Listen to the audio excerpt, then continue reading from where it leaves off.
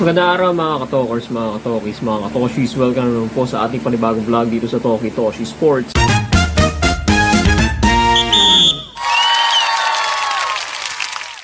Alright, pag-usapan natin itong si Greg Slaughter. Greg Slaughter, muli nga bang babalik dito sa PBA para dito sa Titan Ultra, no?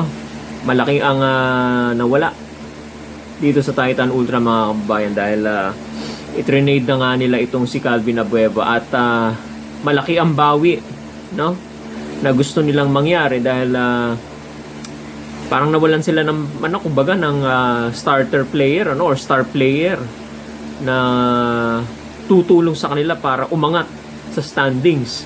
At ang tinatanaw na nga nila ngayon, they are negotiating with this player na nagngangalang Greg Slaughter.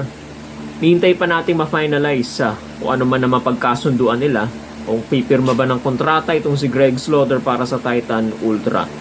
Ngayon, ang issue ngayon dito kay Greg Slaughter ay merong tila bagang silent ban dito kay Greg Slaughter na merong daw ikang pumipigil, no, sinasagkaan ang pagpasok nitong si Greg Slaughter sa PBA. Muling pagpasok ni Greg Slaughter sa PBA.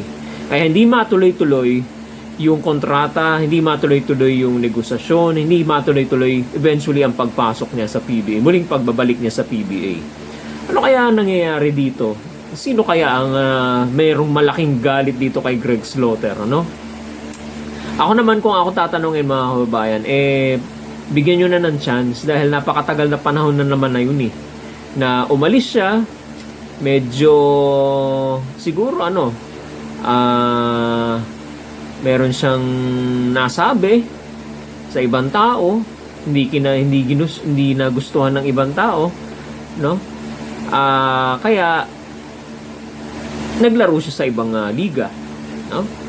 At nagpahinga, no, for quite some time. Nagpahinga rin at hindi rin natin masyado siya nakita sa PBA. Ngayon nag-attempt siyang bumalik. Nakikipag-usap siya sa Titan Ultra Management. Tingnan ngayon natin kung ano magiging resulta ng kanilang negosasyon. Kung ako tatanungin, pabalikin nyo na. Okay? At kung sino man yan pumipigil dyan, no, kailangan isiwalat na ng ano ba yan? Team manager ba yan? Official ba yan sa PBA? Officialis ba yan? Malaking tao? O kung hindi man mismo sa PBA, ma-influensyang tao sa labas ng PBA na meron direct something, ano?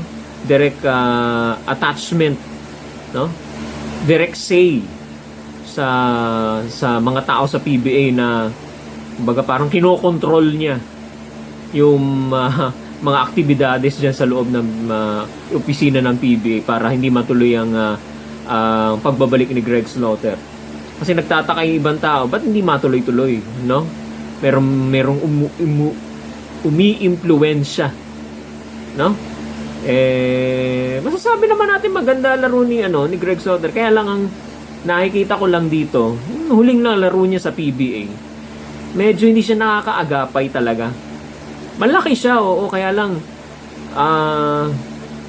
hindi impactful ang kanyang presence inside, no? Hindi ba katulad ni Junmar Fajardo, no? May diin sa loob, no? Kaya nung panahon na naglalaro siya, nung rookie years niya dyan, tinagurian siyang Slaughter. Hindi Slaughter, Slaughter, mabagal daw, ano? Yun nga, medyo nakikita ko nga na mabagal siya noon, ano?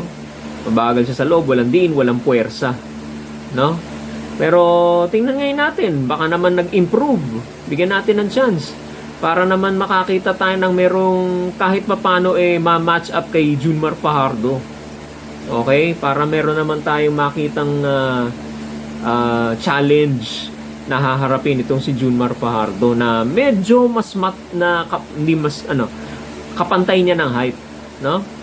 halos kapantay niya ng height, may malaking babangga sa kanya. Malay mo, nag-improve na yung depensa niya, yung opensa niya, no? Isa pang rason na kaya siya gusto niyang bumalik sa PBA is yung, well, sabihin na natin, financial, no? Financially, medyo may financially challenged siya, no? Dahil meron yata siyang 3 anak, ano? Kailangan niyang gastusan yon. So, kailangan siya maghanap ng trabaho. Alam lang na ang pinakamalapit sa puso niya na alam niya yung trabaho is basketball. So, eto, maasa siya sa PBA, mihiling sa PBA na makapasok siya uli. Yan. Tingnan ngayon natin, ano?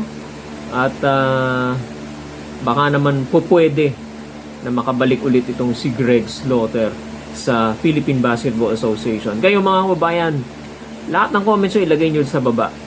Dapat bang pagbigyan itong si Greg Slaughter na makapasok sa Philippine Basketball Association at maglalaro para sa Titan Ultra Giant Risers, mga kababayan, na dating Northport, na pinaglalaroan niya, yan yung dating team niya, Northport, yung huling team niya yata, ano? Under Coach Pido Harencio. Okay? So, comment below dito sa ibaba ng video. Lagay lang ninyo ang inyong saloobin. At kung kilala ninyo, meron kayong hinuha, meron kayong ideya kung sino yung pumipigil sa kanya na di umano nagbibigay ng silent ban laban sa kanya, ilagay nyo na rin dyan. Spill the beans. Sino sa tingin nyo, mga kababayan, ang pumipigil dito kay Greg Slaughter para makapasok at makabalik dito sa Philippine Basketball Association? Hanggang dito na naman po ang ating opinions at vlog, sports vlog. Manatiling nakatutok sa ating YouTube channel. Pakisuportahan po ang ating YouTube channel, Talking Toshi Sports. At sa mga bagong pasok, huwag niyo po kalimutan mag-subscribe sa ating YouTube channel, Talking Toshi Sports. Hanggang dito na naman po at maraming salamat po sa inyong panonood.